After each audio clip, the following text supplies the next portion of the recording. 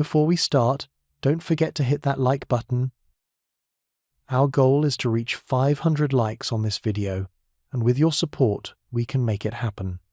Now, let's dive straight into the entire history of medieval Scotland. Celtic roots, tribes, clans, and the land of Alba. Close your eyes for a moment and picture this.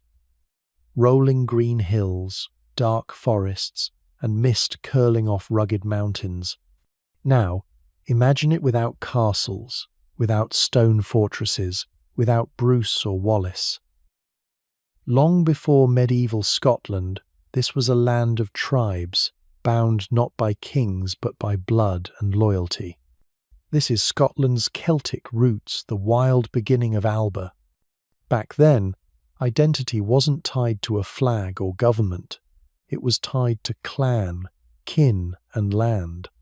These tribes were tough and resourceful, farming small plots, raising cattle, hunting, and fishing. The land shaped them harsh winters, fertile valleys, mountains dividing one group from another. Survival meant endurance, and that endurance became their culture. Society was built around clans, more than families. A clan was identity, loyalty, and protection. Betrayal was unthinkable. You knew who'd fight beside you, whose hearth you'd share in a storm. Kinship defined your place in the world and echoed long after the tribes themselves faded. Now, when we say Celts, it's easy to imagine one people. In truth, Celtic culture was a patchwork across Europe. In Scotland, tribes spoke languages that evolved into Gaelic, left carvings, stones, and oral traditions. Warriors painted themselves, carried spears and shields, and lived in fortified hilltop settlements. Crannogs and brocks perched on lakes or rises were both homes and defences, small castles before castles. Religion touched everything. The world was alive with spirits. Groves, stones, and rivers carried meaning. Druids, priests, judges, storytellers held great power. By firelight, myths of idols and heroes explained thunder, harvest, and death. Those stories endured even after Christianity arrived with Saint Columba, but that's for later. The tribes weren't always united. They fought one another over grazing or honour. Yet when greater threats loomed like Roman armies pressing north, they came together. Fierce independence paired with fierce defence of the land would define Scotland for centuries. The Romans never conquered all of Scotland, but their presence shaped identity. Northern warriors, the Picts, painted and tattooed, became legends. Before Picts and Scots entered history, earlier Celtic clans laid Scotland's foundations. Much of that culture still echoes. Clan loyalty never disappeared. Identity tied to land still runs deep. Storytelling, history, and myth trace back to these roots.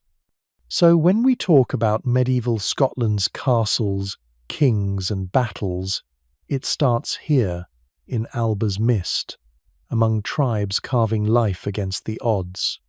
They weren't building kingdoms yet, but they forged kinship, resilience, and independence that held Scotland through centuries of strife. And soon, strangers would knock at their borders. Romans, Vikings, Normans, English kings. Yet the spirit of the Celtic tribes never vanished. It adapted, reshaped, and endured like the land itself. Romans at the edge, Hadrian's wall, and the wild north. Imagine standing on a windswept ridge, staring at a wall stretching across the land as far as you can see. Cold stone cutting through hills, guarded by soldiers who probably wondered why they'd been sent to the edge of the world. That was Hadrian's wall. and beyond it lay the wild North Scotland, a place Rome never truly tamed. The year is 122. The Roman Empire is at its height. Emperor Hadrian visited Britain and decided something had to be done. His legions could march and build. But Caledonia, Scotland's old name, was impossible to conquer. The tribes were fierce and mobile, fighting for rugged homelands. So Hadrian drew a line. Instead of endless campaigns, he built a wall. It stretched 73 miles from coast to coast. Stone blocks piled high, a ditch in front. Forts every mile with Roman troops. Behind it were roads, supply bases, even towns supporting the garrisons.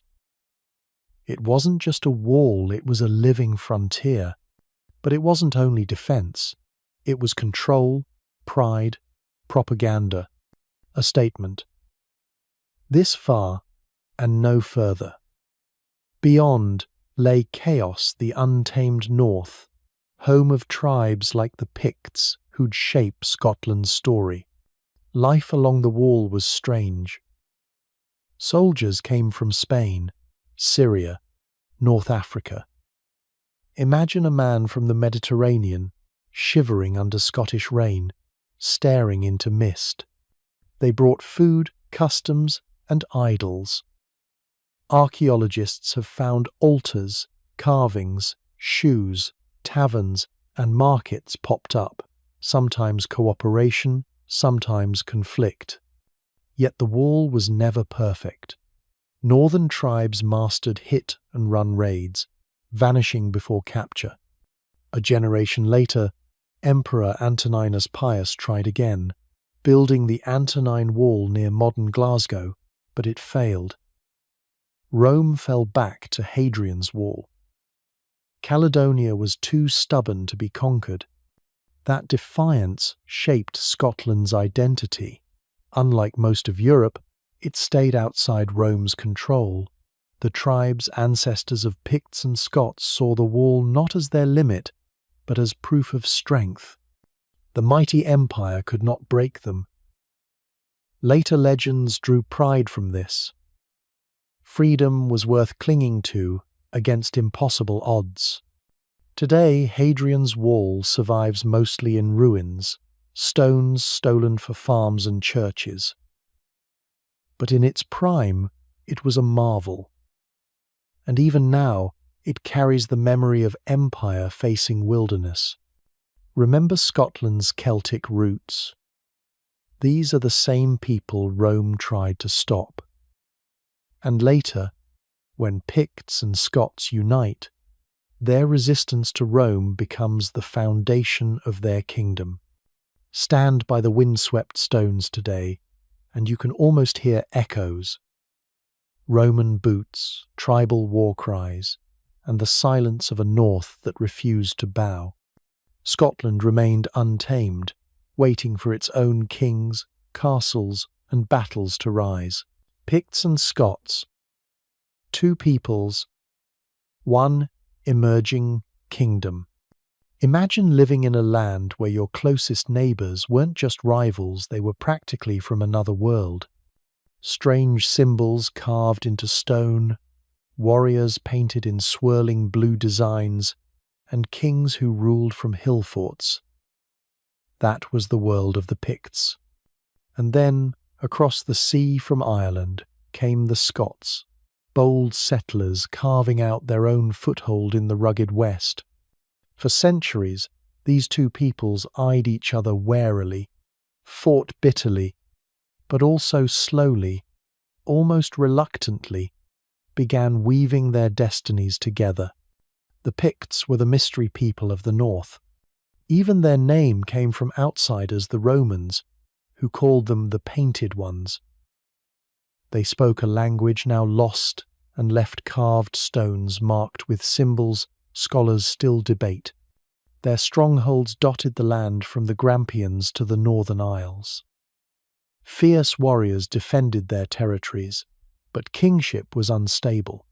Power shifted between families, rooted in tradition, yet often fragile. The Scots came from across the Irish Sea, from Dalriada in Northern Ireland. Seafarers at heart, they brought Gaelic, their customs, and fierce independence.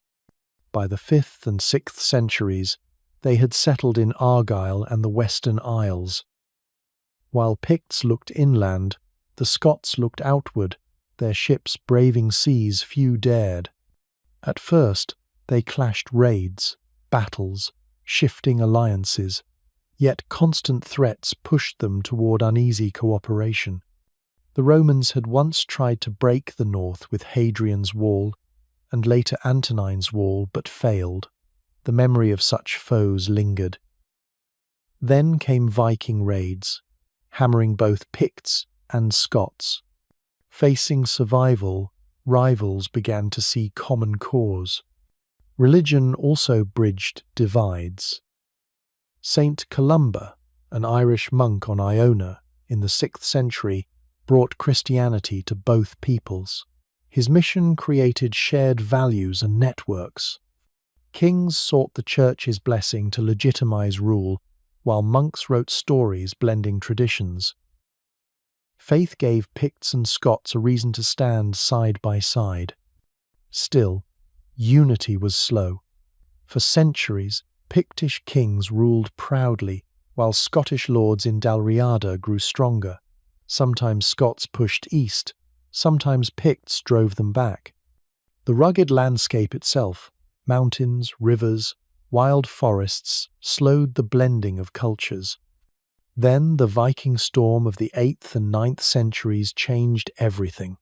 Pictish strongholds burned, Scottish coasts raided, monasteries looted. Old rivalries mattered less than survival.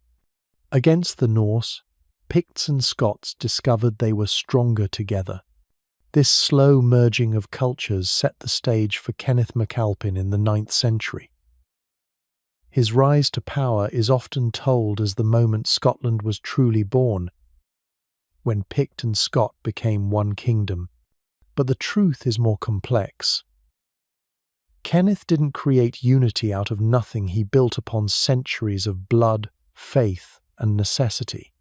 The two peoples had already been inching toward each other, their fates tangled by war, marriage alliances, and shared struggle. Kenneth simply gave form to what had been building all along. Think about it. Without the Picts, Scotland wouldn't have its foundation of deep-rooted native strength. Without the Scots, it wouldn't have inherited the Gaelic language and seafaring vision that shaped so much of its culture. Together, they became something new, something that could endure Viking raids, challenge mighty England to the south, and eventually carve its name onto the map of Europe. So when we talk about the Picts and the Scots, it's not just a story of conflict. It's a story of unlikely partners pushed together by fate, of two distinct peoples who, in the end, forged one kingdom out of necessity and ambition. And as we'll see later, when Kenneth MacAlpin takes centre stage, that fragile unity would become the very heart of Scotland's medieval identity, a kingdom born out of difference, yet destined to endure. Saint Columba and the spread of Christianity. Picture the cold winds sweeping across the rugged shores of western Scotland. The sea is restless, crashing against black rocks, while tiny boats of leather and wood fight the waves. On one of those boats, in the year 563, sat a tall Irish monk with piercing eyes and a determined spirit. His name was Columba, and though he carried only books, faith, and companions, he would forever change the soul of Scotland. Columba's journey began in conflict. In Ireland, disputes drew him into bloodshed. Some say he left as penance, others in exile. But what mattered was what followed. He landed on Iona, a rocky scrap off Scotland's coast that became the cradle of a new spiritual age. From that island, Christianity spread like ripples across water. Picture it. Wooden huts around a small chapel, monks on barley bread and fish, scratching prayers into parchment. Columba and his brothers rode dangerous seas to reach tribes still devoted to old idols of stone and tree. To locals, these rough-robed strangers, preaching one idol above all, seemed absurd at first. But Columba wasn't just a preacher, he was a storyteller. He spoke in ways clans understood, weaving faith into their love of courage, loyalty, and kinship. Legends rose around him, calming storms, healing the sick, even facing a great beast in the River Ness, the earliest tale of the Loch Ness Monster. Whether miracle or myth, the story spread, and so did his reputation. From Iona, Christianity seeped into the Highlands. Kings saw more than belief, they saw politics. A Christian ruler could connect with Ireland, England, even Rome. Columba baptized kings, blessed warriors, and copied sacred texts that gave rulers divine authority. He even met Bride, king of the Picts, at his fortress near Inverness. No one knows their words, but afterward Christianity gained a foothold. The fragile seeds of unity between Picts and Scots were planted with faith as the thread. Iona became legendary. Pilgrims came from across Europe. Kings of Scotland, Norway, and Ireland were buried there. Stone crosses marked its graveyards, a holy heart of the land. Vikings later stormed its shores, burning even holy sites. Yet Columba's legacy endured. His monks scattered, founding monasteries, carrying the written word and blending Celtic traditions with Christian belief, a legacy that reshaped Scotland. Think about it this way. Without Columba, Scotland's story would have been very different. A land of fierce clans and warriors might never have found a shared spiritual centre. His mission brought not just a religion, but a culture of learning, writing, and connection to a larger world. He took a rocky outcrop in the sea and turned it into a beacon. Columba died in the year 597, kneeling in prayer in his little chapel on Iona. The monks who loved him wrote down his deeds, and those writings carried his memory far beyond the waves that once carried him from Ireland. His journey began in conflict, but it ended with a peace that reshaped a nation. When we talk about the castles, kings, and battles of Scotland later, remember this monk on his windswept island. Because long before the walls of Bannockburn shook with war cries, and long before Mary, Queen of Scots, faced her tragic fate, Columba had already given Scotland something that no army could. A soul tied to faith, story, and the promise of something greater than the sword. Vikings arrive, raiders, settlers, and sea kings. Picture this. You're living in a quiet coastal village in the north of Scotland, the waves lapping gently at the shore, when suddenly the horizon fills with dragon-headed ships. The sails are striped, the oars cut through the water in perfect rhythm, and before you even have time to shout a warning, fierce warriors leap onto the sand, axes in hand. That's how the Viking story in Scotland begins, with terror, fire, and the unknown crashing into everyday life. The first Viking raids hit the British Isles in the late 8th century. One of the earliest and most infamous was in the year 793, when Norse raiders attacked Lindisfarne off the coast of Northumbria. Word of that horror spread quickly, and Scotland, lying even closer to Scandinavia across the North Sea, soon found itself in the firing line. The Northern Isles, Orkney, Shetland, and the Hebrides were the first to feel the Viking storm. Their monasteries, rich with silver, books, and treasures, became irresistible targets. But the Vikings weren't just raiders. That's the surprising part. Yes, they came with swords and axes, but they also came with families, cattle, and ambitions for new homes. Over time, they didn't just plunder the islands and coasts they stayed. They built farmsteads, carved out kingdoms, and reshaped the culture of northern Scotland. Orkney and Shetland especially became strongholds of Norse influence. In fact, for centuries these islands were more Scandinavian than Scottish, ruled by powerful jarls who owed their allegiance to Norway. Imagine being a native Pict or Scot living in those regions at the time.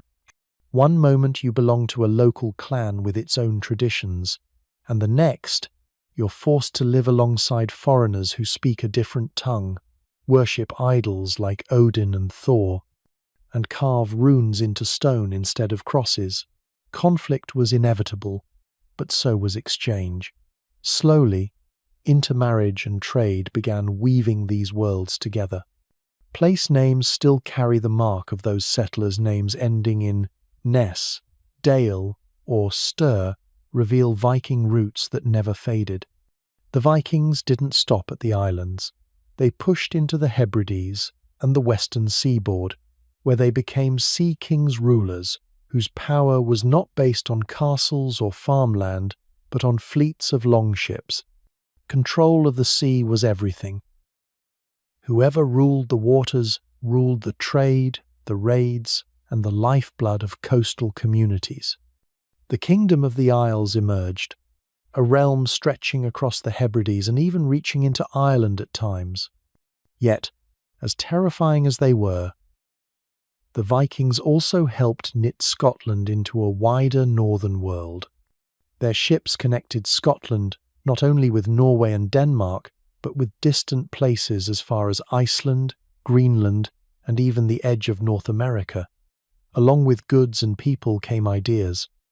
The blending of cultures would eventually play a huge role in shaping the identity of medieval Scotland.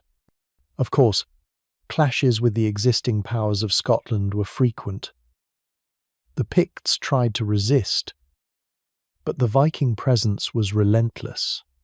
By the time Kenneth MacAlpin rose to unite the Scots and Picts, a story I'll tell later, the Norse threat was a constant force pressing at the edges of his realm. Some kings tried to fight back, others made uneasy truces, but no one could ignore the Norsemen. Take Orkney again as an example. The jarls there became so powerful that they weren't just local rulers, they were major players in the politics of Scotland, Ireland, and Norway all at once. For a long time, these islands were effectively outside Scottish control. Only centuries later would they finally be drawn firmly into the Scottish crown's grasp. There's also the personal side of the Viking story. The everyday settlers who brought with them new farming techniques, new styles of dress, and even new words that slipped into the Scots' vocabulary. While warriors and jarls dominate the chronicles, it's the quiet persistence of those who stayed raising families, tending livestock, blending with local clans that left the deepest mark on Scotland. So, were the Vikings simply brutal raiders? Not quite. They were that, certainly, but they were also settlers, rulers, and traders who became part of Scotland's story. Their arrival shattered the old world, but also laid foundations for a new one. And the funny thing is, the Viking shadow never fully faded. Even today, in Orkney festivals, Shetland place names, and Hebridean traditions, echoes of those sea kings still live on. The next time we talk about Kenneth MacAlpin and the birth of a united Scotland, you'll see just how much this Viking pressure shaped the need for unity in the first place. Because without those dragon ships on the horizon, the story of Scotland might have unfolded very differently. Kenneth MacAlpin and the birth of a united Scotland. Imagine a land divided not just by mountains and rivers, but by people who saw themselves as entirely separate. On one side, the Picts, with their painted warriors and mysterious carved stones. On the other, the Scots, Gaelic-speaking settlers who had come across the sea from Ireland. For centuries, these groups lived in uneasy balance, sometimes trading, sometimes fighting. And yet, out of this rivalry would come a single kingdom, a moment that many see as the true birth of Scotland. At the centre of it all stands one man, Kenneth MacAlpin. Kenneth wasn't just another warlord. He was clever, patient, and ambitious in ways that set him apart. His story is wrapped in legend, but underneath the myths lies a turning point in history. He was the king of Dalriada, the Scots kingdom in the west. Across the mountains lay Pictland, powerful but fragmented. The Picts had traditions very different from the Scots. Even their kingship followed a matrilineal line, meaning descent through the mother's side. Yet by the mid-9th century, something was shifting. External threats pressed hard on both peoples. The Vikings had arrived. Those fearsome raiders from across the sea weren't content with plunder alone. They wanted land. They struck monasteries, towns, and farms, tearing at the fragile balance of power. Both the Scots and the Picts were vulnerable. Fighting each other while facing the Norsemen would have been a death sentence. Unity became not just a dream, but a necessity. And here's where Kenneth steps in. According to legend, he tricked the Pictish nobles during a feast, massacring them and seizing control. It's a dramatic story, often called the treachery of Scone. But historians believe the truth was less theatrical. Rather than a bloody banquet, it was more likely careful alliances, dynastic claims, and political marriages that allowed Kenneth to unite the crowns. The myths tell us something important, though. Even in later centuries, people wanted to believe the birth of Scotland came with high drama, as if destiny demanded it. Once Kenneth gained authority over both Scots and Picts, he began forging a new identity. He moved the centre of power to Scone, where the Stone of Destiny became the symbol of kingship. That sacred block of sandstone would be used to inaugurate Scottish kings for centuries. Even Edward I of England later carried it off in his attempt to claim Scotland. But that's a story for much later. For Kenneth, Scone was a place where traditions could merge, where a new kingdom could take root. This union wasn't easy. The Picts didn't simply vanish, though in later centuries their culture and language would fade, absorbed into Gaelic Scotland. For a time, though, the kingdom was a patchwork, and Kenneth had to balance different customs and loyalties. But he laid the foundation of Alba, the name that would become the heart of the medieval Scottish kingdom. Think about what this meant. Instead of scattered tribes constantly vulnerable to Viking raids or Anglo-Saxon pressure from the south, Kenneth created something larger, something more resilient. The Kingdom of Alba became a player in the wider politics of Britain. It was still fragile, yes, but it had a shape, a voice, and a sense of shared future. Kenneth's death in the year 858 didn't unravel his work. His descendants carried on, sometimes fighting among themselves, sometimes struggling to hold the kingdom together, but the idea of a united Scotland had taken root. Later kings would expand it, strengthen it, and give it castles and armies. But Kenneth MacAlpin was remembered as the one who planted the seed. And even centuries later, storytellers loved to return to that image of him, the cunning king who brought together two peoples and gave them a single destiny. Some called him the first king of Scots, others the first king of Alba. Either way, his reign marks the turning of a page. From this point on, we're no longer talking about scattered tribes and rival peoples. We're talking about a kingdom. It's fascinating, isn't it? How much of a nation's identity can be tied to one figure, half history, half legend? Kenneth MacAlpin may not have slain Pictish nobles at a feast, but he achieved something far greater. He began the story of Scotland as one people. And that story would be tested again and again by Vikings, by English kings, and even by the endless rivalries of its own clans.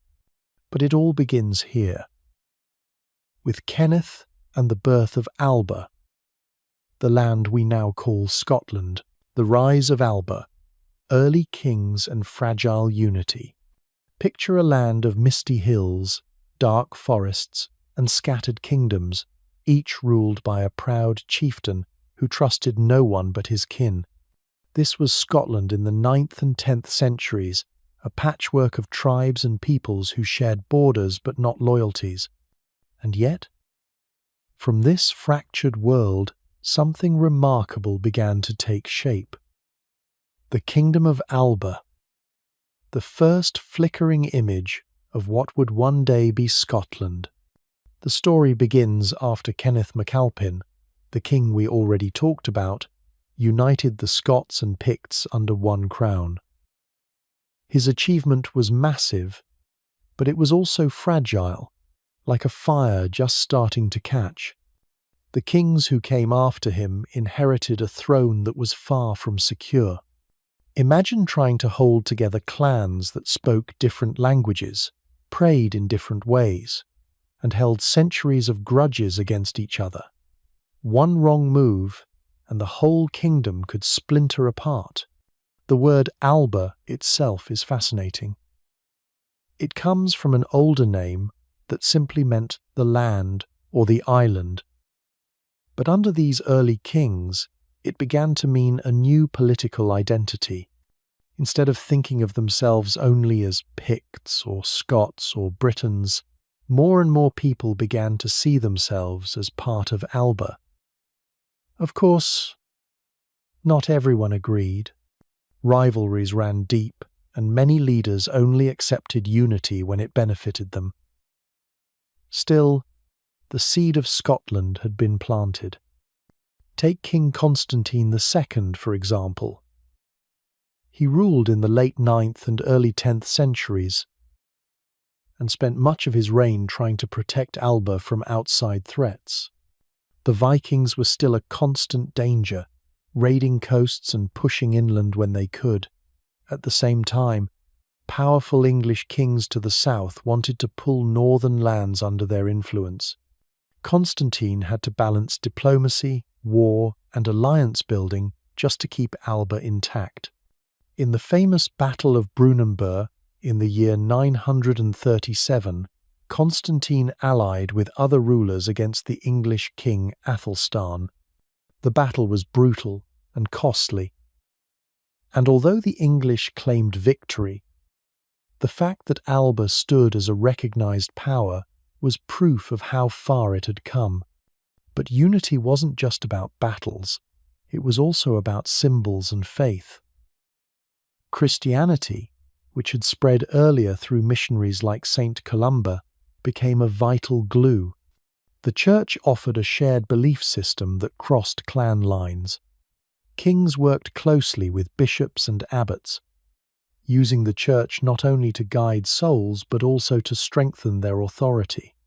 When people prayed in the same way, celebrated the same holy days, and respected the same saints, it gave Alba a common thread in a world that otherwise felt divided. Still, let's not imagine Alba as some peaceful kingdom where everyone suddenly held hands. Power struggles were constant. Succession was tricky, often leading to rival claims between brothers, cousins, and uncles.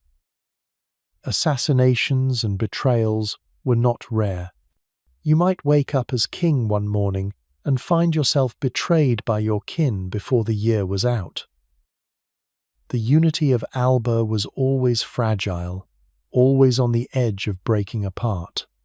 Yet out of this chaos grew something lasting. Over time, Alba developed its own style of kingship.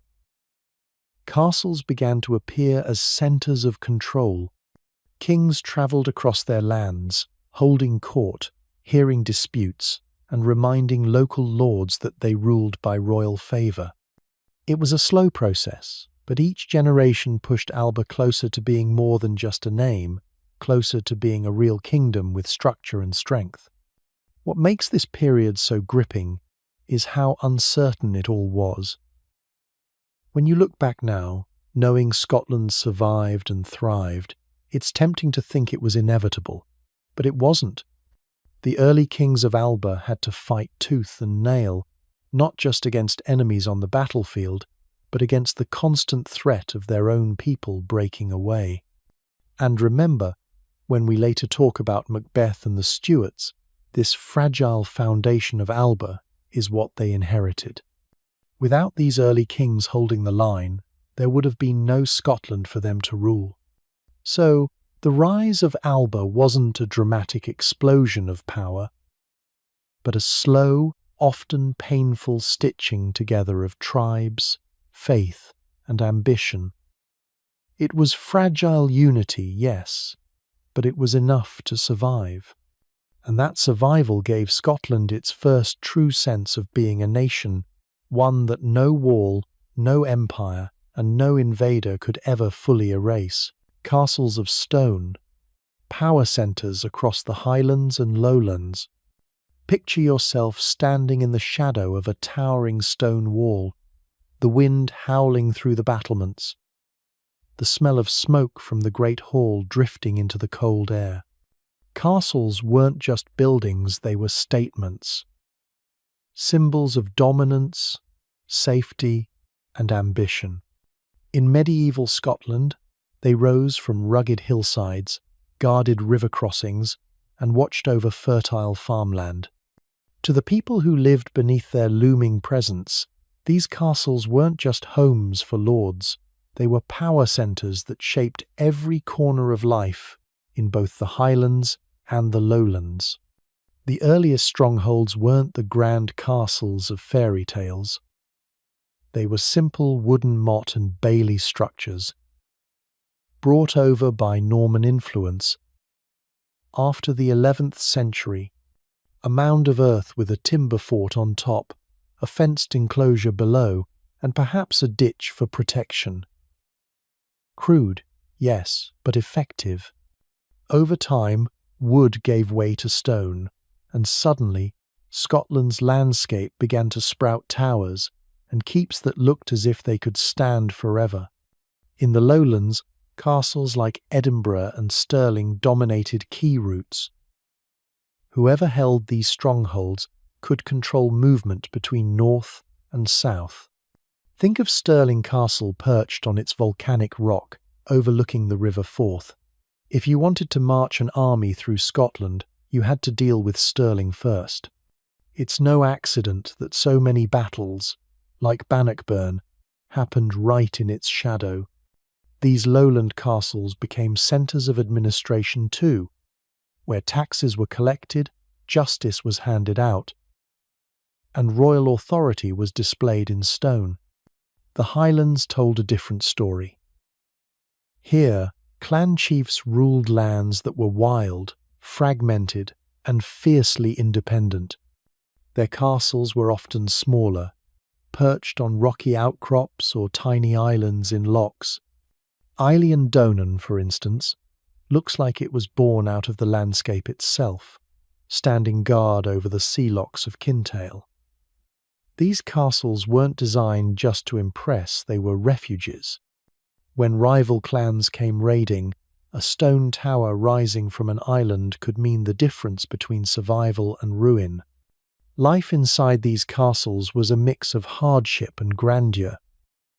Great halls echoed with feasts, music, and political bargains whispered over cups of ale. But the stone walls were cold, draughty, and damp.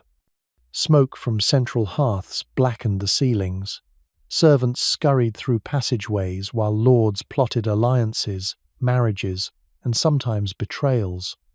Outside, villagers toiled in the fields, knowing that the castle's walls offered both protection in times of war and authority in times of peace. Castles were also symbols. To build in stone was to declare permanence. Wooden halls could burn, but stone towers told your enemies and your neighbours that you were here to stay. Each new curtain wall or fortified gate was a declaration of wealth and ambition. It's no wonder kings and nobles poured fortunes into these projects, even when the cost strained their treasuries. Wars tested these fortresses again and again. During the Wars of Independence, castles changed hands constantly. English garrisons occupied mighty fortresses like Edinburgh, only for daring Scottish raids sometimes carried out by men scaling the walls in the dead of night to take them back. Robert the Bruce famously ordered many castles destroyed rather than risk them falling back into English hands. Better rubble than submission. Those ruins still scar the landscape, silent reminders of desperate times. But castles weren't just for war. They became centres of politics, culture, and even identity. The Stewart kings expanded palaces like Linlithgow, turning stark fortresses into residences fit for European royalty. Here, stone was reshaped into elegance, with ornate windows and gardens that spoke of prestige rather than just defence. Castles evolved from military bastions into symbols of national pride and dynastic power. Still, in the Highlands, the clan strongholds retained their rugged practicality. While lowland lords looked toward Europe for inspiration, Highland chiefs remained tied to their kin and their land. Their castles reflected that not grand palaces, but hard, weather-beaten defences against both neighbours and nature. This contrast between highlands and lowlands, between rough towers and polished palaces, mirrored the deeper divide in Scottish society itself. Even today, when tourists wander through ruined halls or gaze up at jagged towers against the sky, those castles still speak. They whisper stories of sieges, of lords and ladies, of everyday folk who lived in their shadows. They remind us that Scotland's history was written not just in battles, but in stone walls that stood against time, weather, and war. And as we move deeper into Scotland's story, these castles will continue to appear, each one a silent witness to the shifting tides of kings, clans, and kingdoms. Macbeth. The real story behind the legend. Say the name Macbeth, and most people think of witches, daggers, and Shakespeare's cursed play. A ruthless tyrant, haunted by guilt, who murdered his way to the throne. But what if I told you the real Macbeth of Scotland was nothing like the blood-soaked villain of the stage? What if he was, in truth, a respected king who brought stability, law, and even hope to his troubled land? Let's start with the basics. Macbeth was born around the beginning of the 11th century, into a world of clan rivalries and shifting loyalties. His father was a powerful figure in Moray, in the north of Scotland, and his mother may have had royal connections. So from the very start, Macbeth wasn't some outsider clawing his way up. He had blood ties to the Scottish throne. That mattered in a time when kingship was not simply passed from father to son, but often claimed by whoever had the strongest mix of lineage, allies, and force. Now remember when we spoke of the endless clan rivalries tearing Scotland apart? Macbeth grew up right in the middle of that. In fact, his father was killed when Macbeth was still young, and that left him with a personal understanding of just how dangerous power could be.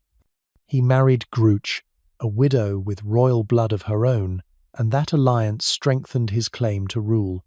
Far from being the scheming Lady Macbeth of Shakespeare's imagination, Gruach was a woman of her time. Her marriage was a strategic bond that gave Macbeth legitimacy. So how did he become king?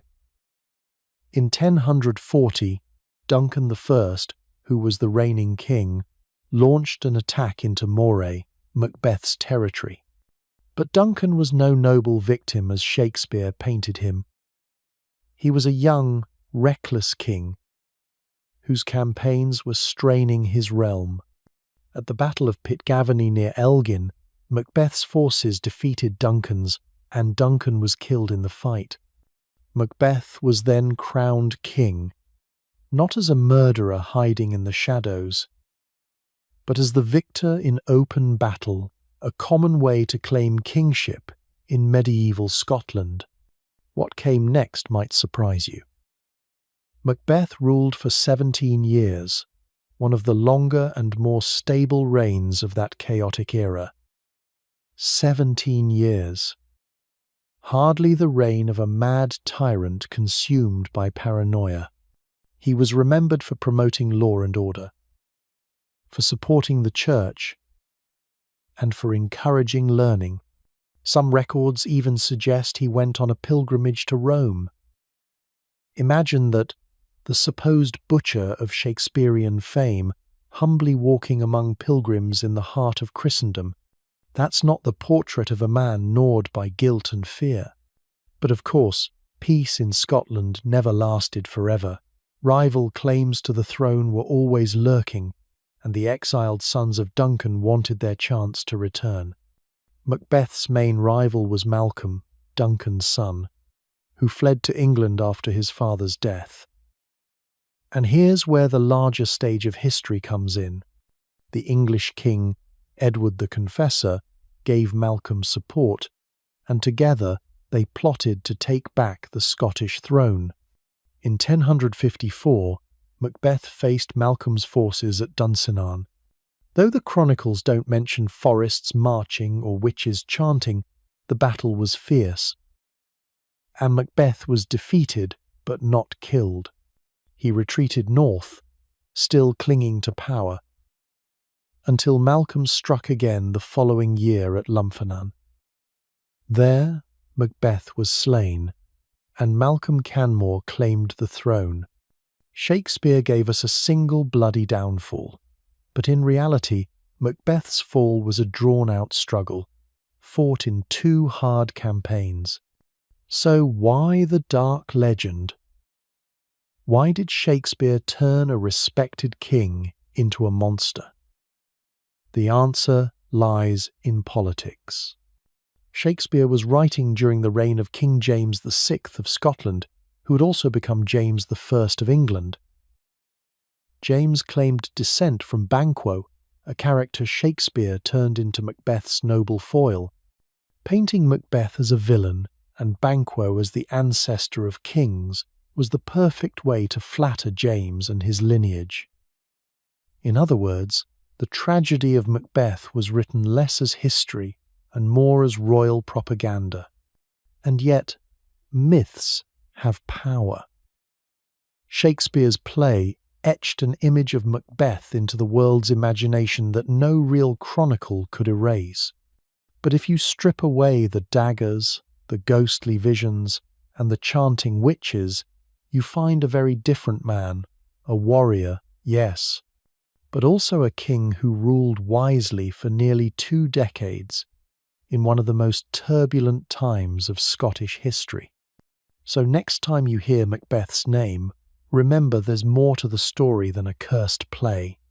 There was a real king behind the legend, one who stood tall in the winds of clan rivalry, fought his battles in the open, and for a brief shining time gave Scotland a measure of peace.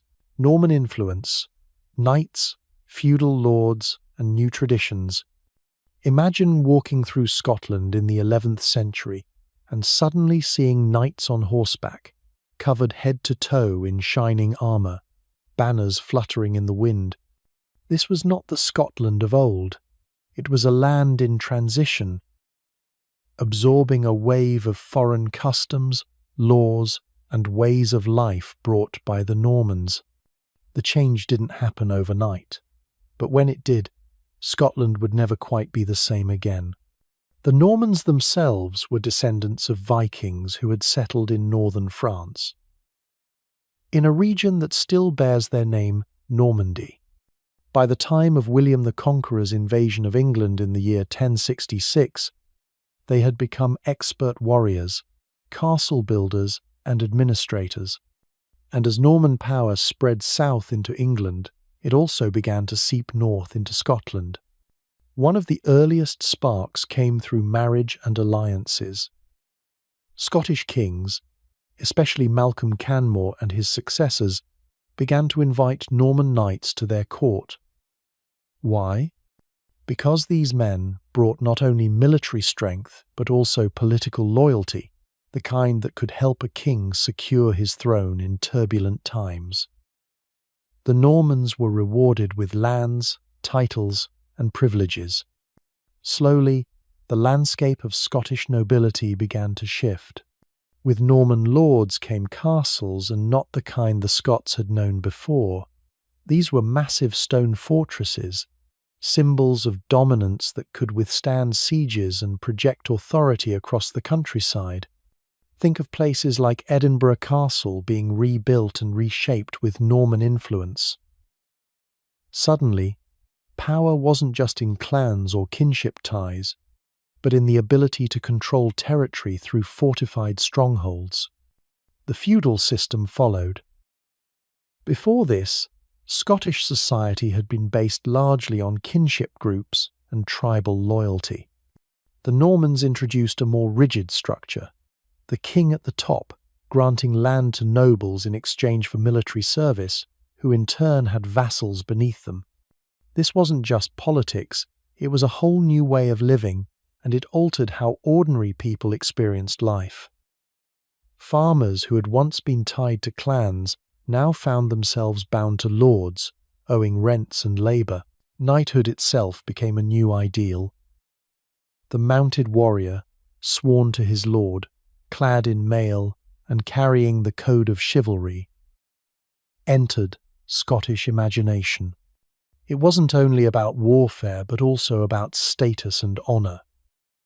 A knight wasn't just a fighter. He was part of a new cultural identity that blended war with ceremony, loyalty, and prestige. And with the knights and lords came new traditions, language, names, even architecture. Families with Norman roots, such as the Bruces and the Stewarts, rose to prominence in Scotland. Remember Robert the Bruce? His very family name reveals this Norman heritage. The same applies to the Stewart dynasty that would eventually dominate Scottish politics and lead the nation into its royal zenith. Without Norman bloodlines and traditions, those later chapters of Scottish history would look very different. But it wasn't all smooth. Older Gaelic traditions and clan loyalties didn't simply vanish. In fact, Scotland became a fascinating blend, the Gaelic Highlands holding on to older ways, while the Lowlands closer to England became deeply marked by Norman culture. This division would create tensions that lasted centuries, shaping the identity of the nation. Religion, too, changed. The Normans brought closer ties to continental Europe and to the Roman Church. Monasteries were reorganized, bishops gained power, and new cathedrals rose across the land. It was part of a cultural shift that pulled Scotland further into the orbit of Europe, making it less isolated and more connected to the grand movements of the Middle Ages. Imagine being a farmer in this period, watching knights ride past your field, hearing Latin prayers in new stone churches, and noticing strange surnames like de Morville or de Bruce replacing the old Gaelic ones. It must have felt like the world was tilting the old ways still alive, but slowly giving ground to new customs. And yet, Scotland did not simply become Norman. Instead, it absorbed and reshaped Norman traditions to fit its own character. This was the genius of Scottish kings to take what worked, like castles and feudal loyalty, but still hold on to their independence and identity. That balance would be tested later, especially during the Wars of Independence when Norman-descended families like the Bruces and the Balliols fought for the throne. But that's a story I'll save for later. The Norman influence on Scotland was like a tide. Steady, unstoppable, but also absorbed into the sands of the land it touched. Knights, feudal lords, castles, and cathedrals all became part of the medieval Scottish landscape, and though centuries have passed, you can still see their legacy in the names, the ruins, and the traditions that survived. It's a reminder that Scotland's story was never one of isolation, but of constant connection, influence, and adaptation. And the Norman chapter, with all its knights and lords, was one of the most transformative waves to ever crash upon its shores. The Wars of Independence begin. Wallace and the spirit of freedom. Picture Scotland at the end of the 13th century. A land bruised and battered, its kingship in chaos, its people caught between loyalty and survival. The Scottish throne had fallen into dispute after the death of Alexander III, and the English king, Edward I, the Hammer of the Scots, saw an opportunity.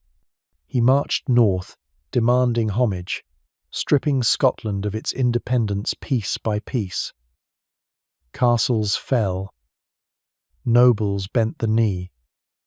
It seemed Scotland might be swallowed whole. And then, out of nowhere, a figure rose who would embody the raw spirit of freedom. William Wallace. Wallace wasn't a nobleman. He didn't come from a royal line or a seat of power. He was, in many ways, an ordinary Scot, which made him extraordinary in a world where resistance usually came from lords and kings. His story begins not in grand halls, but in the countryside, with rumours of rebellion sparking after he struck down English soldiers who harassed him.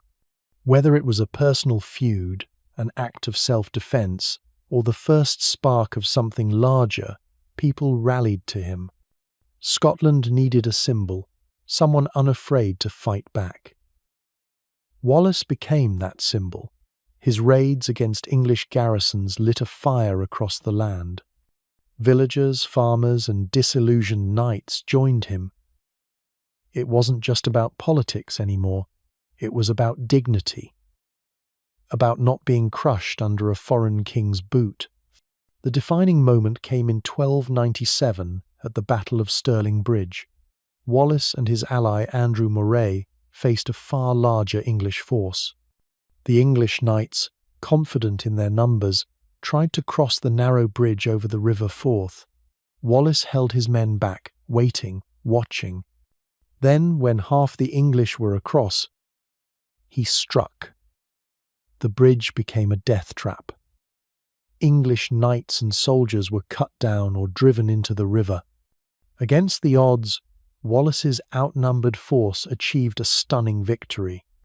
That day changed everything. Wallace wasn't just a rebel anymore. He became guardian of Scotland, ruling in the name of the absent king. For a brief moment it seemed the tide had turned. The Scots had proven they could stand up to the might of England. But victories in medieval Scotland were rarely permanent. The following year, Edward I returned with a massive army. At the Battle of Falkirk in 1298, Wallace's forces were crushed. Arrows rained down, English cavalry thundered forward, and the Scottish ranks broke. Wallace escaped, but his brief guardianship ended. Some nobles turned on him, blaming him for the loss. The dream of unity faltered, but the flame he had lit did not go out. Wallace became a fugitive, moving through forests and glens, evading capture while still inspiring resistance. Eventually, betrayal caught him. In 1305, he was captured, dragged to London, and put on trial for treason, though how could he betray a king he never swore loyalty to? His execution was brutal. Meant as a warning, he was hanged, drawn, and quartered. His body parts sent north as a grim reminder of English power. And yet, the opposite happened. Wallace's death didn't kill the spirit of freedom. It carved it into stone. He became a martyr, a legend, a story whispered by hearth fires. Children grew up hearing of his courage. Other leaders, most famously Robert the Bruce, would carry forward the struggle, leading to the victory at Bannockburn years later. But Wallace was the spark. Without him, perhaps there would have been no fire at all. Think about it. An ordinary man, not a king or a great noble, became the symbol of a nation's defiance. That's why his story has lived on, retold in chronicles, poems, and later in myths that stretched beyond truth. But at the heart of it all lies something very real, a moment when Scotland refused to bow, when the voice of a common man rose louder than the crowns of kings. The wars of independence didn't end with Wallace. They were only beginning. But his spirit, fierce, unyielding, unwilling to accept submission, became the heartbeat of Scotland's long fight for freedom. And long after castles crumbled and kings passed away, that heartbeat still echoed through the land. Robert the Bruce and the victory at Bannockburn. Close your eyes for a moment and imagine the summer of 1314. The air is heavy with tension. Two armies stare at each other across the fields near Stirling. One side is massive, gleaming with English knights in shining armour, convinced they will crush the rebels once and for all. The other is smaller, rougher, made up of Scots who had spent years fighting a desperate war for freedom. At their head stands Robert the Bruce, a king who had fought, failed, and risen again. What happened here would decide the fate of Scotland.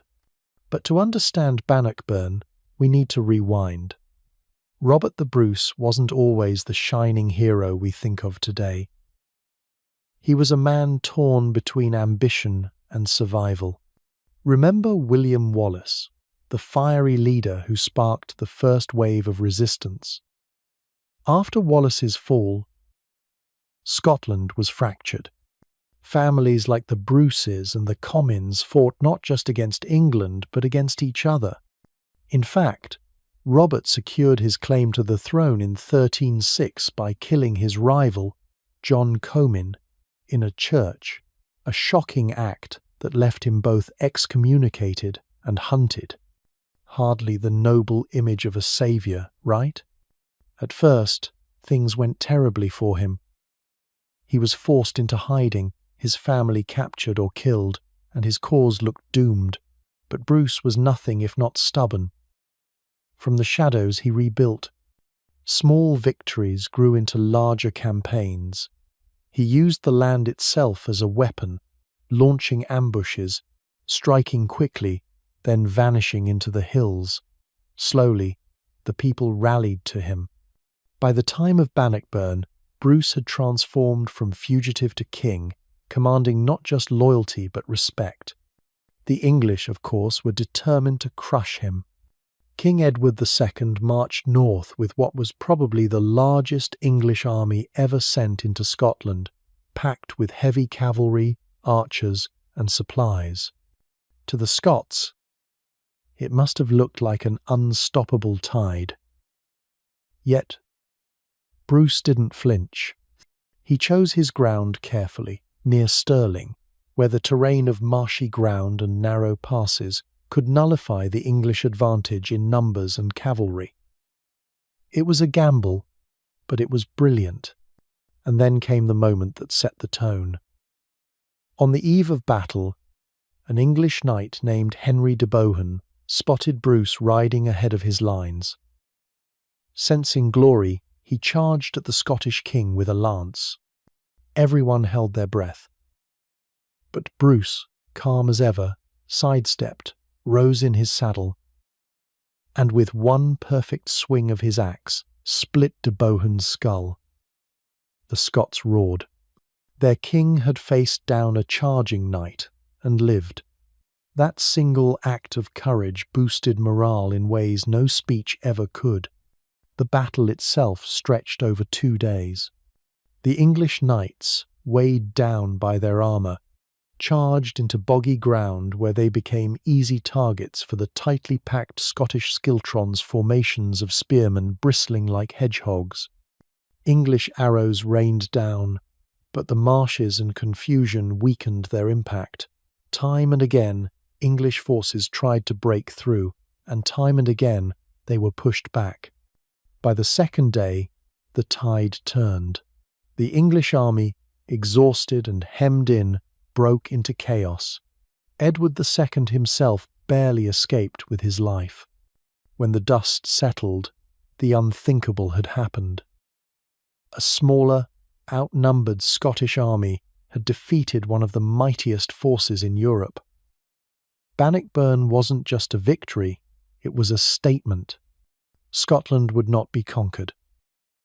Robert the Bruce had secured more than a battlefield win. He had secured his people's belief in their independence. Of course, the war didn't end overnight.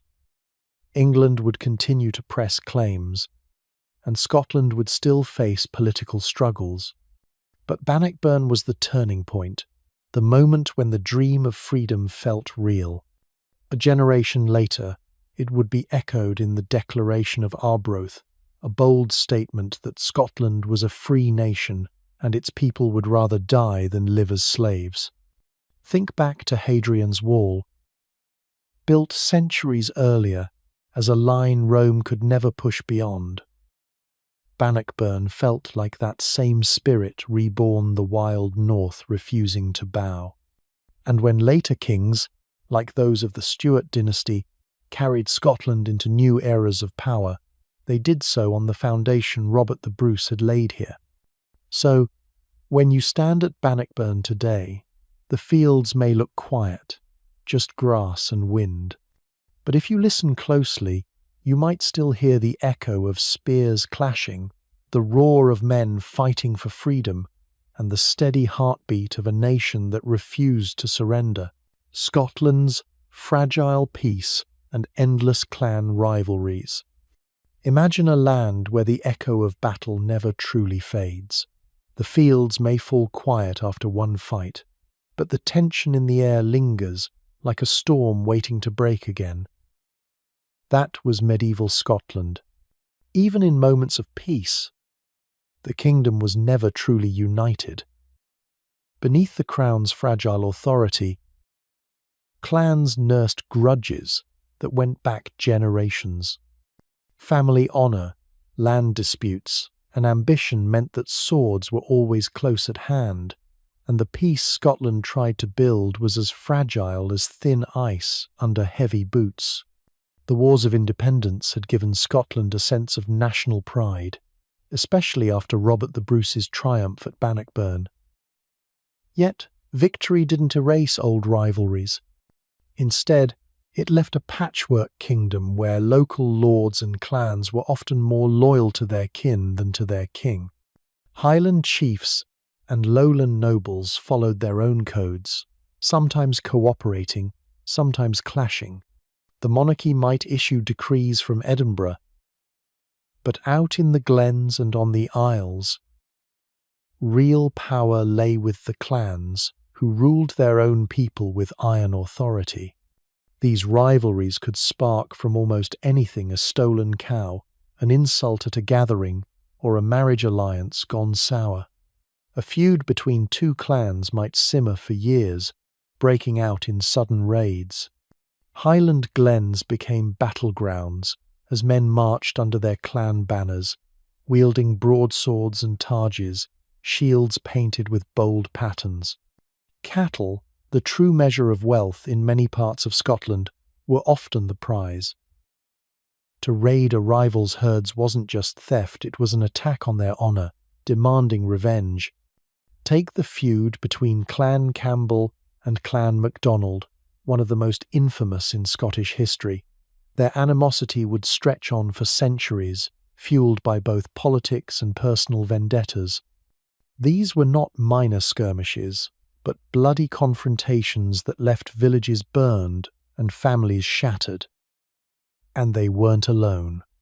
Clan Gordon clashed with Clan Forbes, while the Mackays, MacLeods, and countless others had their own endless cycle of feud and counter-feud.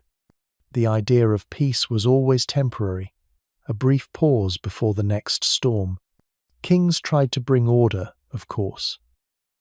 The Stewart dynasty, eager to strengthen royal power, issued edicts and tried to rein in the worst offenders. Sometimes they summoned clan leaders to court, demanding oaths of loyalty. Other times they sent armies to punish rebels, but enforcing peace in the Highlands was like trying to hold back the tide. The terrain itself worked against authority mountains, lochs and forests, gave clans the ability to resist and survive, even when the crown bore down on them. Religion, too, added layers of division. Christianity had long united Scotland in faith, but rival loyalties to church figures or monasteries could deepen disputes. Some clans prided themselves on their support of certain abbeys, while others fought to control church lands and tithes. It wasn't always about belief, it was about power, and in medieval Scotland, power was the lifeblood of rivalry. The constant feuding took a toll on ordinary people. Farmers in the Highlands lived in constant uncertainty. Would the harvest be taken by raiders? Would their homes be torched in the night? Women and children bore the brunt of instability, forced to rebuild again and again. Even in the Lowlands, where towns were growing and trade was stronger, the ripple of clan conflict often reached marketplaces and roads. Peace was never guaranteed. Yet, strangely, these rivalries also shaped Scottish identity. Clans became symbols of loyalty, pride, and belonging. To belong to a clan was to have a place in a story that stretched back generations. People wore tartans, carried crests, and honoured ancestors who had fought for their name. These rivalries gave Scotland its fierce sense of kinship, even as they tore the land apart. When outside threats appeared, however, those same clans could sometimes set aside their feuds. English invasions or Viking raids reminded them that survival required unity. But the moment the danger passed, old wounds reopened. It was as if Scotland lived with two identities, one kingdom under a crown, and dozens of clans, each guarding their own world. This delicate balance between fragile peace and explosive rivalry would define Scotland for centuries. It explains why kings struggled to impose authority, why castles were both refuges and targets, and why alliances were so fleeting. As we move forward, we'll see how these rivalries didn't just shape politics, but also left scars on Scotland's culture, stories, and memory. Peace in medieval Scotland was always a dream within reach, yet never fully grasped, because behind every handshake lay the shadow of an unsheathed sword, the Stewart dynasty. From Robert II to expanding royal power, picture a kingdom battered by wars of independence, scarred by endless clan feuds, yet still clinging to its identity. Out of this turmoil, in the year 1371, a new line of rulers took the throne, the Stuarts. They would hold the Scottish crown for over 3 centuries, weaving their names so tightly into the nation's story that even today it echoes through history. But their beginning was far humbler than the grandeur they would later claim.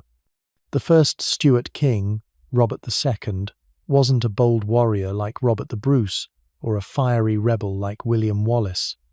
He was cautious, sometimes indecisive, but he had something just as important: legitimacy. He was the grandson of Robert the Bruce through his daughter Marjorie. And when David II, Bruce's son, died childless, the crown passed to Robert II. That bloodline was the key, and it placed the Stuarts firmly on the throne. The name Stewart itself came from the title of High Steward of Scotland, an office once held by Robert's ancestors. They were originally administrators, keepers of the king's household and finances. Imagine that a family of royal officials rising step by step until they became kings themselves. It was a dynasty born not from sudden conquest, but from steady service, clever marriages, and patient accumulation of influence. Robert II's reign was not without problems. Clan rivalries flared, and his authority was often challenged by his own sons. But his rule planted the seed of continuity. Scotland, exhausted by the upheavals of the 14th century, finally had a royal family that could last. And his successors would prove far more assertive than he ever was. His son, Robert III, was plagued by misfortune, crippled by an accident, mocked for weakness, and overshadowed by stronger nobles. His reign nearly tore the kingdom apart.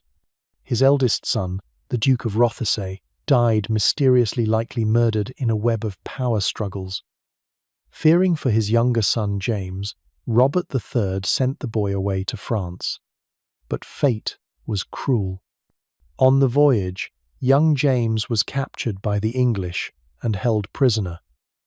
Robert III, broken by the loss, is said to have declared himself the worst of kings and the most miserable of men.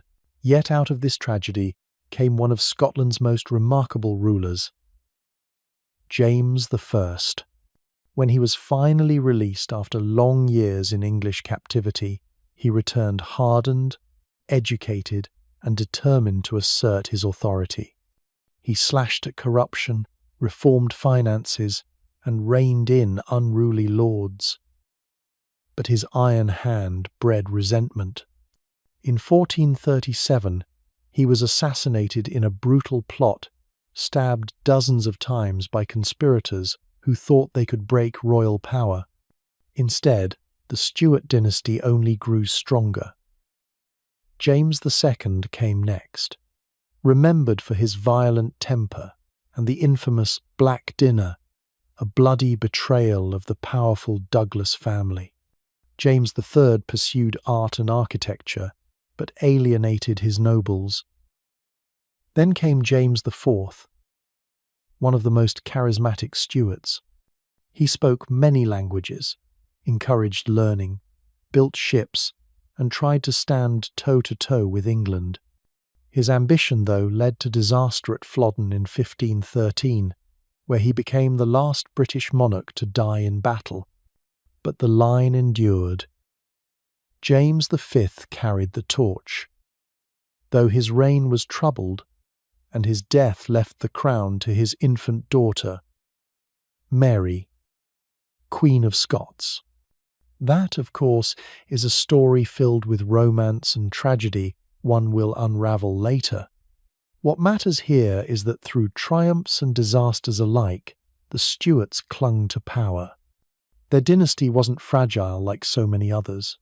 It adapted, survived, and kept expanding its authority. And expansion mattered. With each generation, the monarchy pulled more power into its orbit, often at the expense of fractious lords. Castles became not just strongholds of clans, but symbols of royal might. Parliaments were called, taxes imposed, alliances forged with France and other nations. The Stuarts were not just kings of Scotland, They were shaping Scotland into a stronger kingdom itself, one that could eventually stand on equal terms with its neighbours. Do you remember when we spoke of castles as symbols of pride and politics?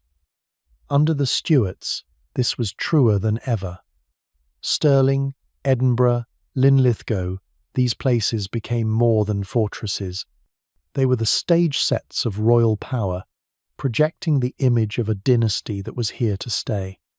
By the time of the Union of the Crowns in 1603, when James VI of Scotland inherited the English throne, the Stuarts had risen from humble stewards to rulers of two kingdoms.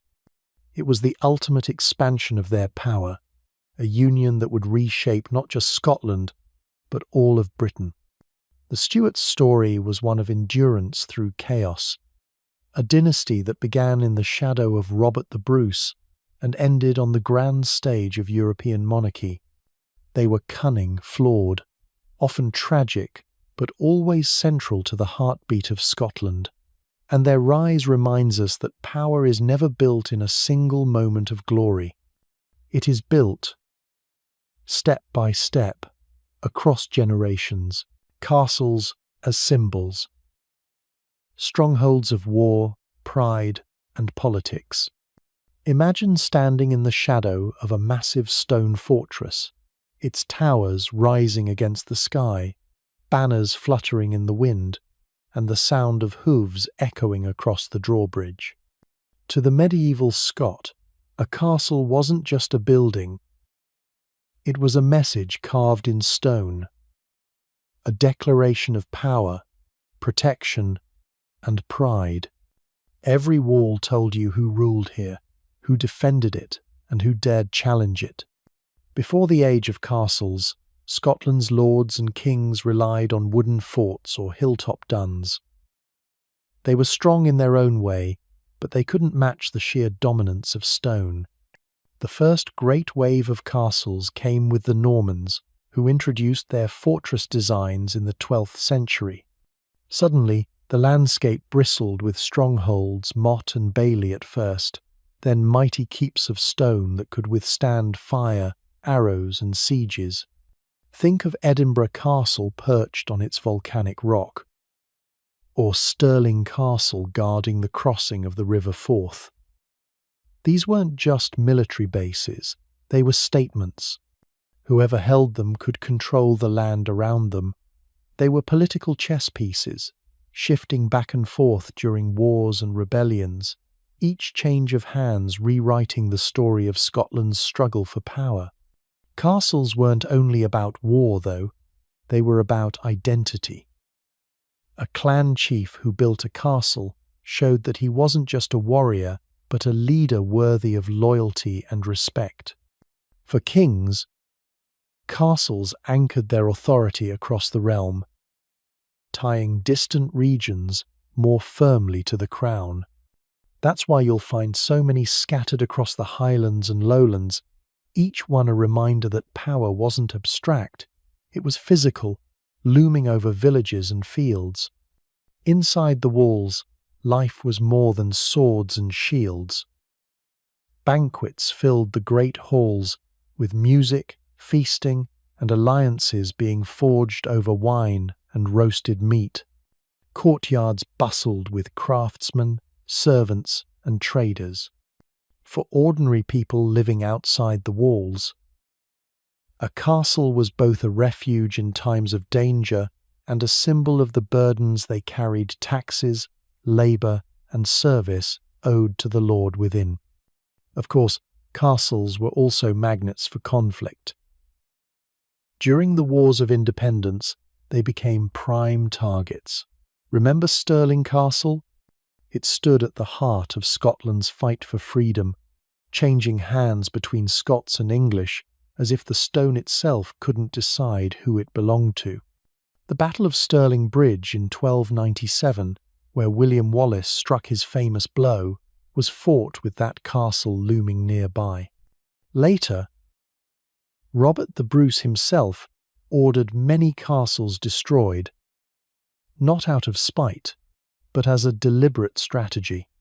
He knew that if the English couldn't occupy them, they couldn't use them as footholds against Scotland. Over time, castles also turned into symbols of pride rather than just fortresses of war. By the Stewart dynasty, many were rebuilt into grand residences. Towers became palaces, with stained glass, tapestries and gardens softening their harsh edges.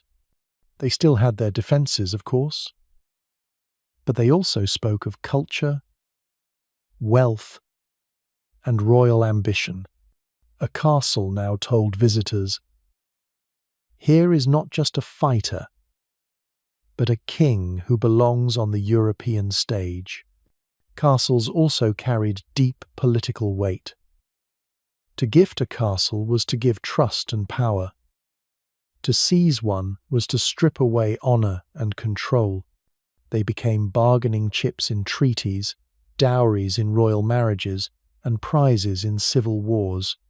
Holding a castle wasn't just about bricks and mortar, it was about legitimacy. To stand behind its walls was to declare, "I belong here, I rule here." Even today, the ruins of these castles feel alive with echoes of that past.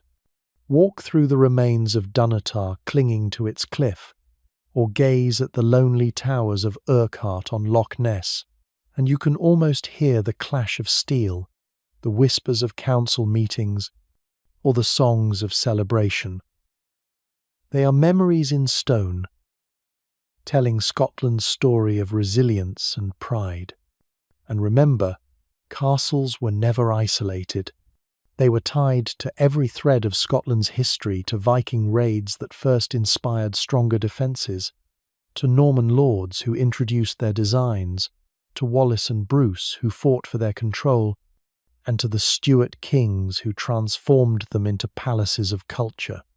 Each stone is part of a much bigger picture, one we've been weaving together as we move through Scotland's medieval story. In the end, castles were more than fortresses. They were mirrors of Scotland itself, strong, stubborn, scarred by battles, but also proud, beautiful, and enduring. And even centuries later they still stand, watching over the land like silent guardians, reminding us of the struggles, ambitions, and dreams of those who once called them home. Anglo-Scottish conflicts. Flodden and the cost of ambition. Picture a late summer day in the year 1513. The air is heavy with the smell of damp earth and tension. On the rolling fields near Flodden in Northumberland, two armies stare each other down, the English on one side, the Scots on the other. It is here that one of the darkest days in Scottish history would unfold, a tragedy born of ambition, pride, and the never-ending struggle between two neighbouring kingdoms. To understand Flodden, you have to step back a little. Scotland and England were bound together by centuries of rivalry. Borders were never quiet. Raids, skirmishes, and power plays were almost constant. Yet politics of the wider world often dragged Scotland into conflicts that stretched far beyond the borderlands. In this case, it was Scotland's alliance with France, the Old Alliance. When Henry VIII of England went to war against France, Scotland was obliged to act. James IV of Scotland, a bold and ambitious king, saw his moment. By attacking England while Henry was abroad, he could honour his alliance with France and maybe even expand Scotland's influence. James was no ordinary monarch. He was charismatic, well-educated, and deeply respected by his people. But he was also driven by pride, the kind that sometimes blinds even the wisest of rulers. In deciding to march south, he gambled not only his own life, but the fate of his kingdom. Gathering one of the largest Scottish armies ever seen, James crossed the border into England, taking castles and burning villages. It must have felt like destiny was in his grasp. But the English weren't helpless. Catherine of Aragon, Henry's formidable queen, took command in her husband's absence, rallying English forces to meet the Scots. At Flodden Field, the two sides clashed. The Scots had the advantage of numbers and position. They also wielded long pikes, weapons inspired by continental warfare. Yet what looked strong on paper unravelled in the chaos of battle. The ground was wet and uneven, bogging down the Scottish advance. English billhooks shorter, brutal weapons tore through the long pikes, dragging men down into the mud. The fighting was savage, close, and merciless, and in the heart of it, King James himself fought. Unlike many kings who hung back, James led from the front, charging into the thick of combat. It was brave, perhaps even heroic, but also fatal. By the end of the day, he lay dead on the field, the last monarch from the British Isles ever to die in battle. Around him were the bodies of his nobles, bishops, and thousands of his men. Scotland had suffered not just a defeat, but a catastrophe. The aftermath was devastating. With so many leaders killed, Scotland was left politically shaken, vulnerable, and grieving. James's young son, barely a child, inherited the throne as James V, leaving the kingdom in the hands of regents. The dream of glory had turned into a nightmare. Flodden became a wound that lingered in the Scottish memory for generations, a symbol of what unchecked ambition could cost. And yet, even in tragedy, something endures. The Scots mourned, but they also remembered the courage of their king and the men who fell with him. Songs and poems kept their names alive. The sense of national identity, far from broken, grew stronger. Defeat did not erase the spirit of independence. If anything, it deepened the conviction that Scotland would not vanish. No matter how heavy the losses, Flodden stands as one of those turning points where history could have gone another way. Had James held back, had the terrain favoured the Scots, perhaps the story would be different. But history is made of choices and chances, and on that September day, the cost of ambition was paid in blood. When you think of the long line of Anglo-Scottish conflicts from early raids to the great wars of independence, Flodden remains one of the most haunting chapters, not just because of the scale of the loss, but because it revealed the thin line between triumph and disaster. One king's bold gamble reshaped a nation's fate, and in the misty fields where thousands once fell, the echoes of that day still whisper of pride, courage, and the terrible price of war. Everyday life. Farmers, craftsmen, and the burden of survival. When you think of medieval Scotland, it's easy to picture kings, castles, and great battles like Bannockburn. But for most people, life wasn't about thrones or wars. It was about survival. The ordinary men and women who lived in tiny villages, who worked the soil with blistered hands, who made tools and clothes, who prayed for good weather and feared the long winters, they are the ones who truly carried Scotland on their backs. Imagine waking up in a small wooden hut with a thatched roof. The floor is packed earth, and smoke from the hearth hangs in the air because there's no chimney. You sleep on straw, maybe with a blanket if you're lucky, and your whole family, sometimes even the animals, shares the same space. That was the reality for most farmers, the backbone of medieval life. Their days began at dawn and ended at dusk, always dictated by the rhythm of the seasons. The land was everything. Farmers grew barley and oats, hardy grains that could withstand Scotland's unpredictable climate. They kept cows for milk, sheep for wool, and chickens for eggs. But nothing was guaranteed. A single bad harvest meant hunger, too much rain, or too little, and the community would suffer. You can almost feel the constant anxiety of depending on the sky for survival. And when famine struck, it wasn't just an inconvenience, it was life or death. Craftsmen had a slightly different role, but their lives weren't much easier. Blacksmiths forged nails, tools, and horseshoes, often working with fire and iron in cramped workshops. Carpenters shaped wood into carts, doors, and furniture. Weavers and spinners turned wool into clothing. These weren't glamorous trades, but without them, society would collapse. Every village needed a smith, a miller, someone who knew how to build or repair. Their work gave structure to daily life. Religion was woven deeply into this world. The church wasn't just a spiritual guide. It was the center of community life. Priests offered blessings for crops, heard confessions, and reminded people of the promise of heaven, which must have been a comfort when earthly life was so harsh.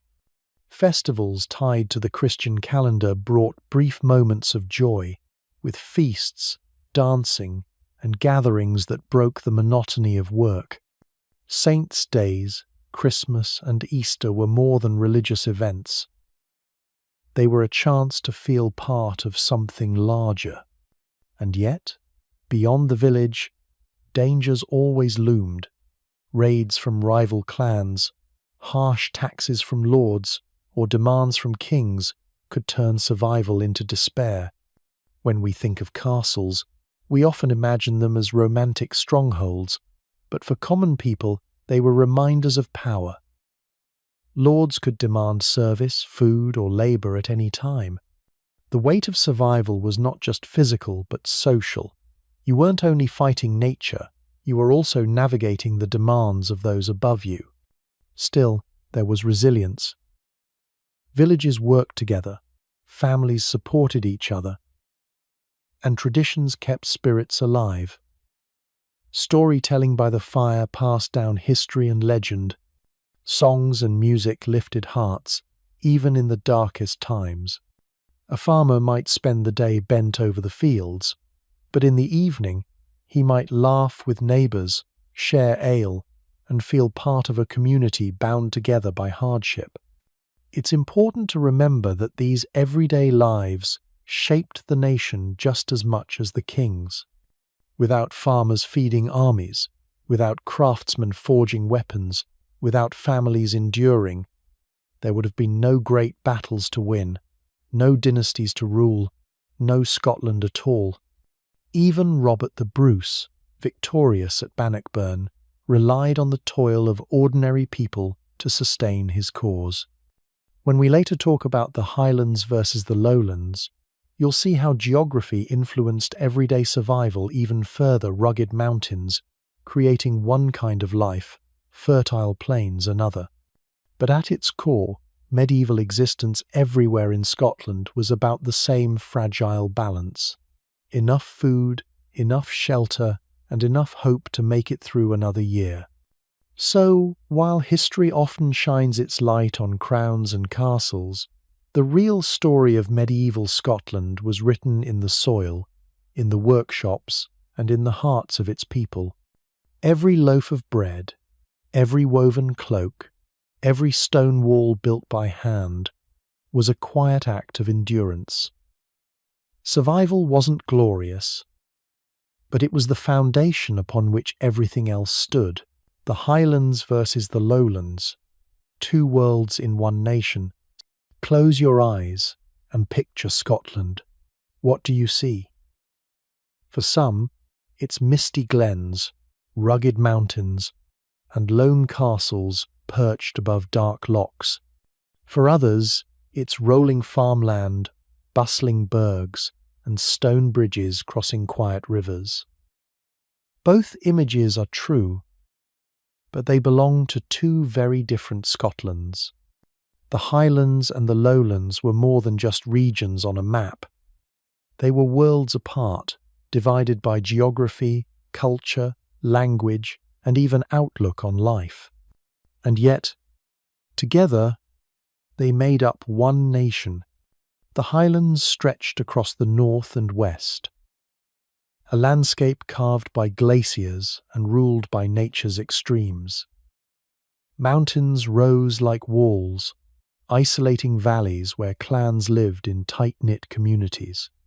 Travel was difficult. The soil often poor, and survival depended on herding cattle and fishing the seas. This harsh land bred a fierce independence. Here, loyalty was personal to family, to kin, to clan.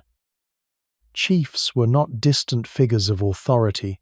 They were protectors, leaders, and, when necessary, warriors. The Lowlands, in contrast, opened gently toward England and the wider world. Rich farmland supported agriculture on a larger scale, and towns began to flourish. Burghs like Edinburgh, Stirling, and Glasgow bustled with trade, markets, and merchants. The people here spoke Scots, a Germanic tongue influenced by English and Norse, while the Highlands held on to Gaelic. Where Highlanders measured wealth in cattle and kinship ties, Lowlanders counted it in coin, crops, and charters. This divide wasn't just about economy or language, it shaped identity.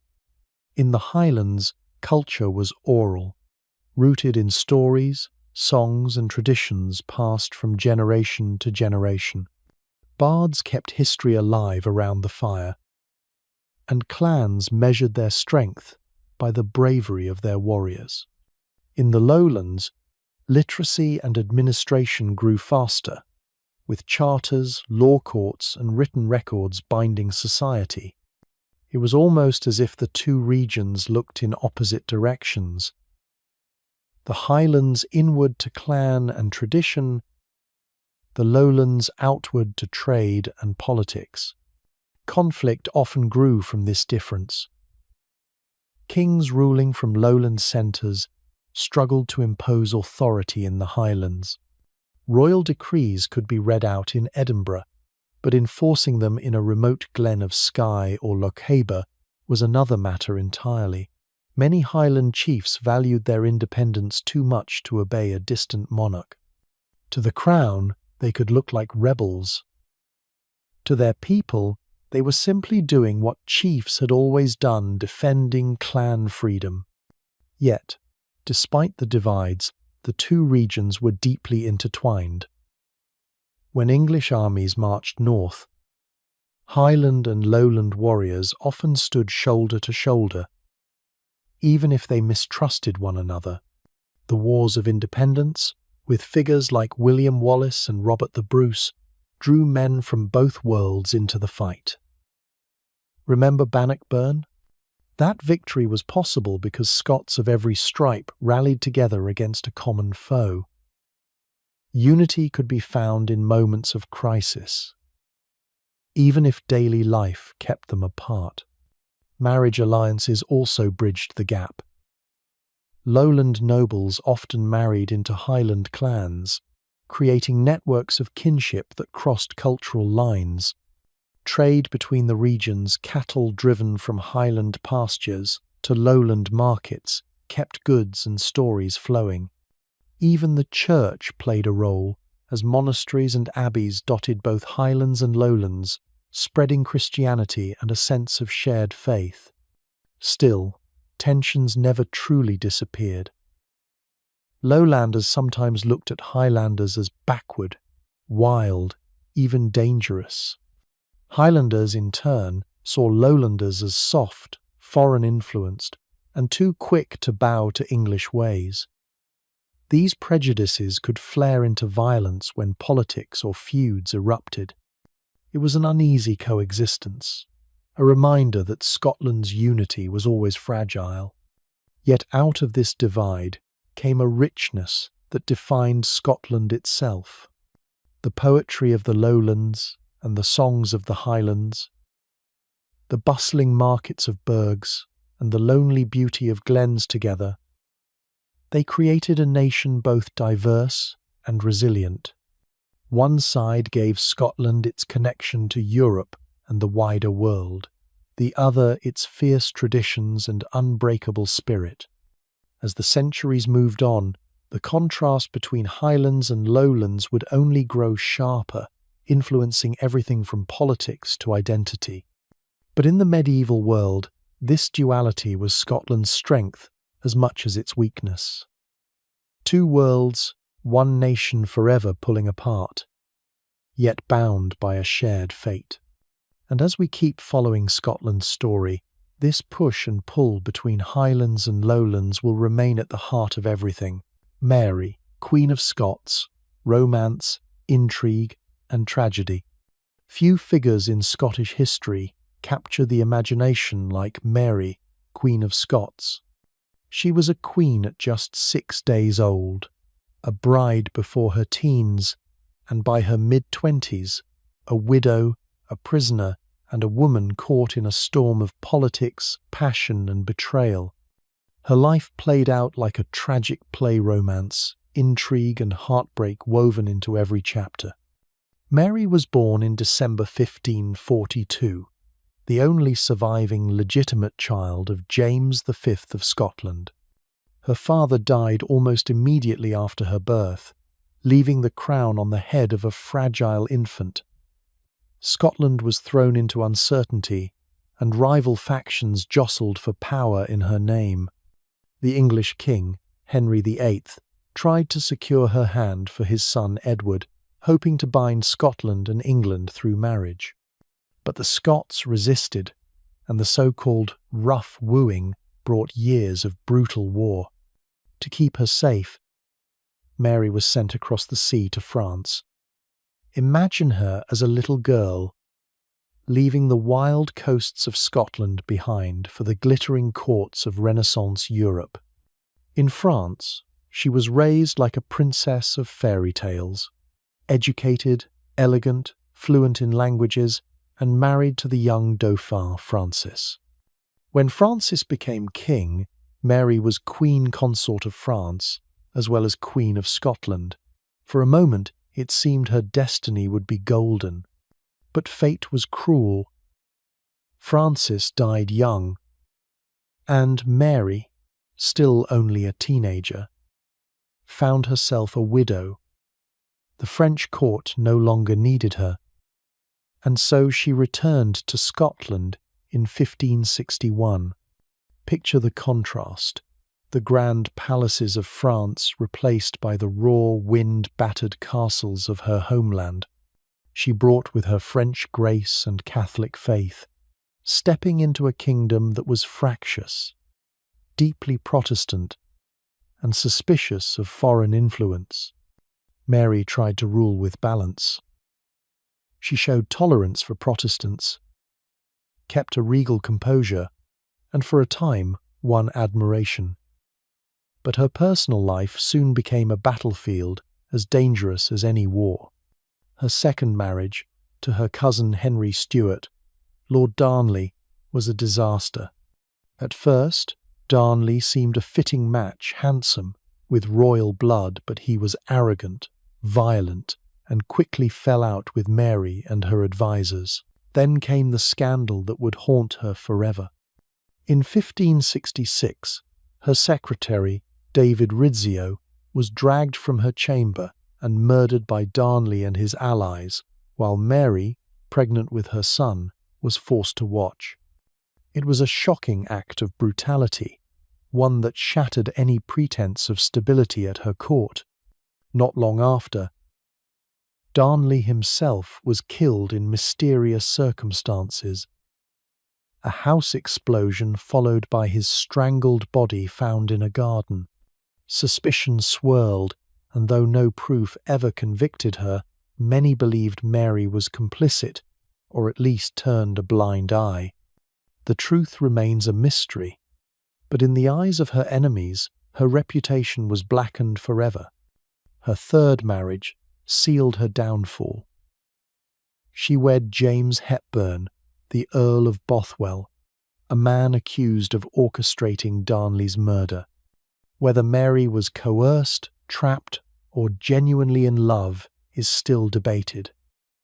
But to the Scottish nobles, This was intolerable. They rose against her, captured her at Carberry Hill, and forced her to abdicate in favour of her infant son, James VI. Mary, the crowned queen, was now a prisoner. She escaped once, rallied supporters, and fought a brief battle at Langside. Defeated, she fled south, seeking refuge with her cousin, Elizabeth I of England. But Elizabeth was not the saviour Mary hoped for. Instead, she became a captive once again, this time in England, where she would remain for nearly 20 years. During those years, Mary's very existence was a threat. To English Catholics, she was the rightful queen, the symbol of resistance against Protestant Elizabeth. Plots and conspiracies formed around her, some with her knowledge, others without. Eventually, Elizabeth had enough. In 1587, after the Babington plot was uncovered, Mary was tried for treason. The verdict was death. Her execution was as dramatic as her life. Dressed in red, the colour of martyrdom, she faced the axe with dignity. Witnesses described her prayers, her steady courage, and the shocking sight when her head was lifted, her auburn wig slipping from the executioner's hand to reveal greying hair. It was the final, tragic scene of a life filled with drama. And yet, Mary's story didn't end there. Her son, James VI of Scotland, eventually became James I of England, uniting the crowns that Mary had once dreamed of joining. In death, she achieved what she never could in life, the merging of two kingdoms. Mary, Queen of Scots, remains a figure both romantic and tragic. She was not perfect. She made mistakes, sometimes reckless ones.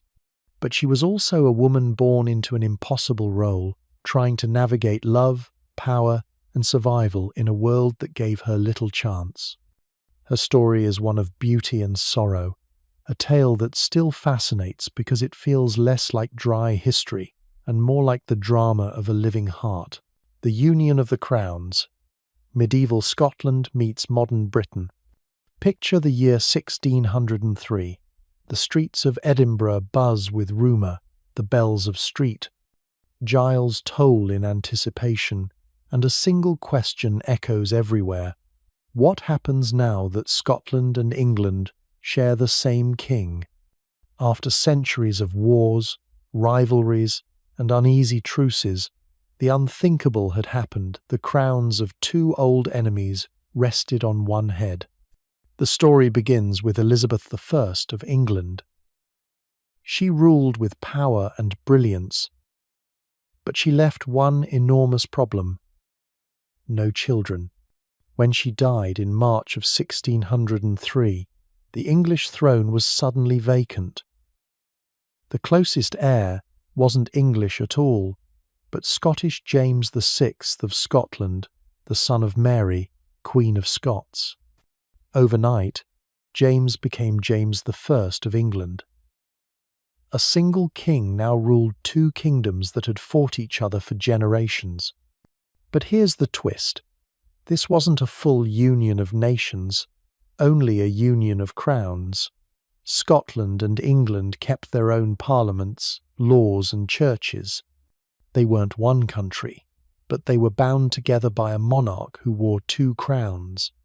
Imagine the balancing act for James to rule England, with its wealth and powerful nobles, while still keeping faith with Scotland, his homeland that had raised and shaped him.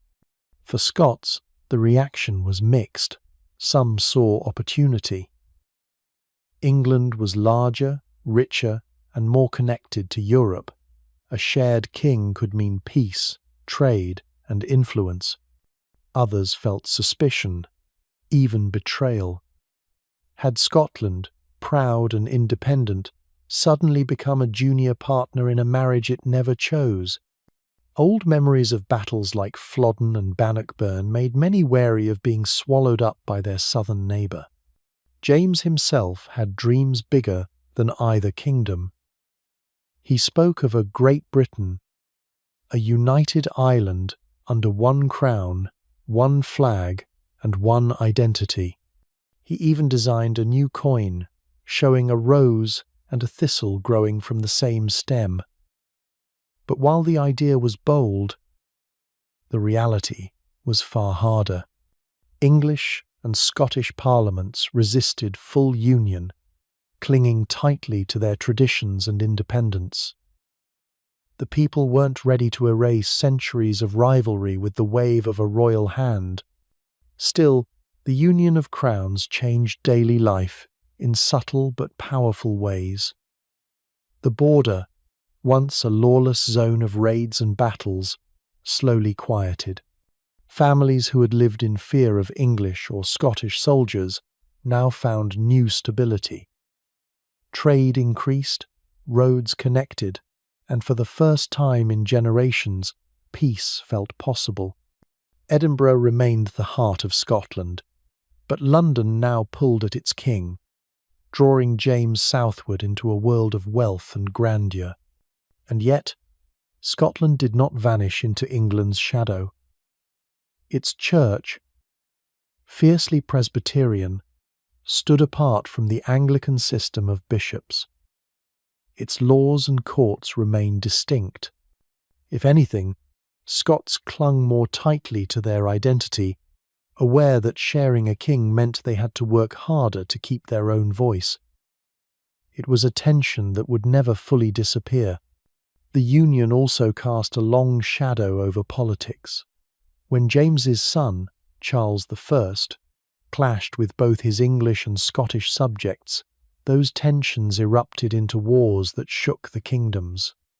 Later, in the 17th century, the question of how far this union should go would ignite fierce debate, rebellions, and eventually lead to the Act of Union itself in the early 18th century. But that's another story, one that builds directly on the foundations laid in 1603.